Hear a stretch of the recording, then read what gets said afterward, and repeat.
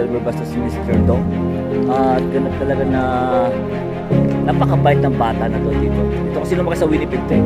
Kasi, Guys, para may makakain.